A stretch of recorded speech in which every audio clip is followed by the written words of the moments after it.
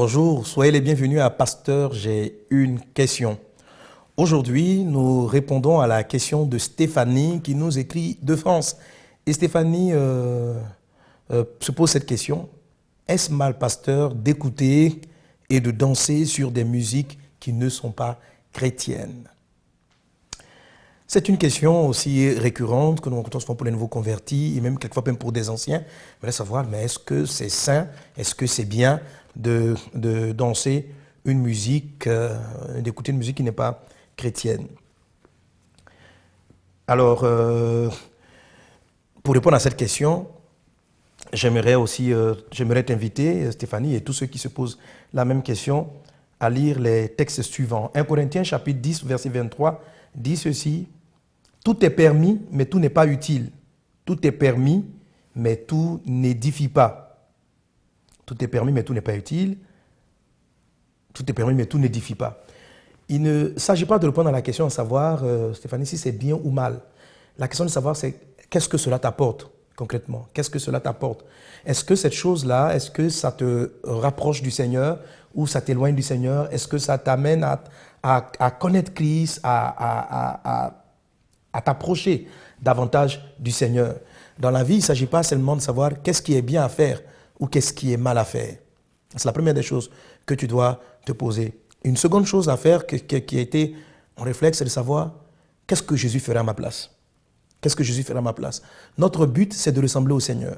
Donc, chaque fois que je vais me retrouver dans un endroit ou dans une situation où les gens m'invitent dans un endroit, je me pose souvent la question, mais qu'est-ce que Jésus allait faire s'il était à ma place? Et je me suis rendu compte dans mon esprit que si un jour je voyais Jésus écouter et danser une musique du monde, ça m'aurait choqué. Je me dis que peut-être ce n'est pas péché en tant que tel, mais est-ce qu'il peut le faire? Est-ce que Christ l'aurait fait? Et dans mon cœur, j'ai eu cette réponse, non. Et j'ai décidé personnellement, parce que je veux aimer Jésus, parce que je veux m'approcher de Jésus, parce que je veux faire la volonté de Jésus, de suivre son exemple. Jésus pouvait dire, je ne fais rien de moi-même, mais tout ce que le Père me demande, tout ce que le Père fait, je le fais aussi. En Jean chapitre 5, verset 19. En Jean 8, 29, Jésus dit aussi, celui qui m'a envoyé avec moi, il ne m'a pas laissé seul, parce que je fais toujours ce qui lui est agréable. Une autre question à se poser, est-ce que ce que je fais plaît à Dieu? Est-ce que cela est agréable à Dieu? Est-ce que Dieu trouve du plaisir dans ce que je fais, dans ce que je suis en train de faire? Voilà des types de questions que vous devez poser qui vous amènent à analyser les choix et les choses que vous allez faire. Vous savez, il y a beaucoup de choses qui nous sont proposées dans le monde qui ne sont pas en tant que telles bien ou mal. Mais la question de savoir, est-ce que c'est la volonté de Dieu? Est-ce que ça fait plaisir au Seigneur? Ce sont des questions que nous devons souvent nous poser. Est-ce que cela nous est utile en ce qui concerne l'avancement de notre foi? Je vais vous ramener aussi au livre de la Genèse. Le fruit que Dieu avait interdit à Adam et Ève était le fruit de la connaissance du bien et du mal. C'est-à-dire que dans le fruit interdit, il y avait la question de savoir, on fait le mal ou on fait le bien? Qu'est-ce qui est bien, qu'est-ce qui est mal? Je crois que la vie ne doit pas se résumer à une réponse de est-ce que ça c'est bien ou est-ce que c'est mal? Est-ce que c'est bien de parler ainsi ou est-ce que c'est mal de parler ainsi? Est-ce que c'est bien de m'adresser ainsi à une personne ou est-ce que c'est mal? Je ne crois pas qu'il faut répondre à la question à savoir est-ce que c'est mal ou est-ce que c'est bien. Il faut savoir plutôt ce que je vais dire. Est-ce que ça va faire quel fruit ça produira? Est-ce que ça va approcher les personnes plus du Seigneur ou est-ce que ça va les éloigner du Seigneur?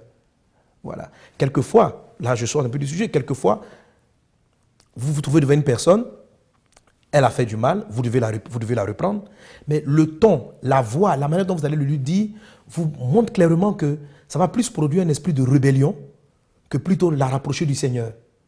Alors là, vous pouvez trouver, avec la sagesse de Dieu, la façon dont vous allez amener l'exhortation, parce que bien sûr, si quelqu'un a péché, il faut le reprendre, mais vous pouvez trouver la forme, vous pouvez maintenant mettre la vie dans ce que vous allez dire, et votre façon d'aborder le sujet, votre manière de parler va résoudre le problème. Un jour, les gens ont posé la question à Jésus, doit-on lancer la pierre à cette femme qui a commis adultère? Parce que Moïse nous a demandé de le faire. Autrement dit, est-ce que c'est bien de la tuer ou est-ce que c'est mal? Si tu dis qu'on ne doit pas le faire, c'est que tu nous amènes à désobéir à la loi de Moïse. Si tu dis qu'on doit le faire, c'est que nous sommes en train on va tuer quelqu'un. Jésus a répondu par rapport à la question que j'appelle la vie. Ce n'est pas une affaire de bien et de mal. Mais sa réponse était celle-ci. Celui qui n'a jamais péché, qu'il soit le premier à lancer la pierre. Autrement dit, qui d'entre vous est digne d'appliquer le jugement? Et chacun s'est rendu compte qu'il n'était pas digne de le faire. Vous voyez, il ne faut pas toujours chercher à répondre à la question en termes de bien ou de mal, mais en termes de est-ce que ça m'édifie? Est-ce que ça me rapproche du Seigneur? Moi, je ne crois pas qu'une musique qui est en train de polluer l'esprit, en train de dire des choses qui ne construisent pas ma foi, soit utile et que je vais les laisser constamment passer dans mon esprit.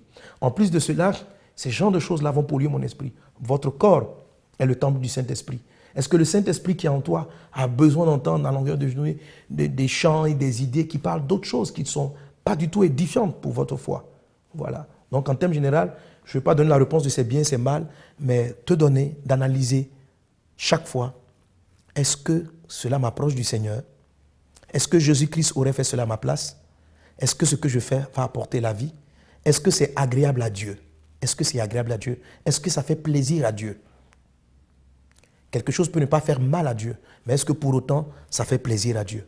Si tu as la réponse à ces questions, je suis sûr que le Saint-Esprit te conduira. Tu sauras les choses que tu dois arrêter dans la vie et les choses que tu ne dois pas faire.